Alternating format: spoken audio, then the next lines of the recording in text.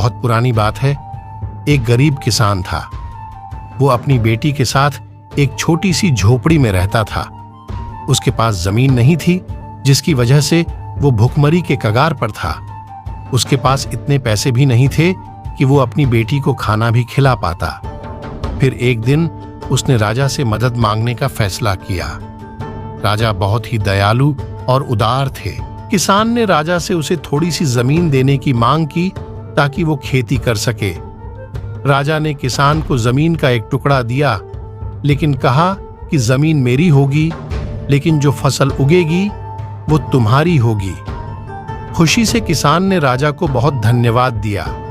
एक दिन जब किसान खेत में काम कर रहा था तो उसे एक सोने की तलवार मिली, लेकिन उसकी म्यान नहीं थी। किसान बहुत ही ईमानदार था। उसने अपनी बेटी से कहा कि जमीन राजा की है, इसलिए उस जमीन में मिली सोने की तलवार भी राजा की है। इसलिए किसान को तलवार राजा को लौटा देना चाहिए। इस पर बेटी ने कहा कि अगर आपने सोने की तलवार राजा को दी तो वो कहेगा कि इसकी सोने की म्यान कहाँ है, इसलिए वो ये तलवार अपने पास ही रख ले। किसान को ये बात ठीक नहीं लगी। उसने कहा, जो म्यान उन्हें मिली ही नहीं, वो राजा को मांगने का कोई हक नहीं है। किसान तलवार को लेकर राजा के पास पहुंचा तो राजा को लगा कि किसान ने सोने की तलवार तो दे दी, लेकिन लालच में म्यान अपने पास रख ली है। ऐसे में राजा ने किसान को जेल में डालने का आदेश दे दिया। जेल में किसान को न ठीक से खाना दिया गया और न पानी। किसान को ऐसी गलती की सजा दी गई थी जो उसने की ही नहीं थी। उसे बहुत तकलीफ हो रही थी। वो जेल में रोता रहा और कहता रहता था कि अगर मैंने अपनी बेटी की बात मान ली होती तो अच्छा होता।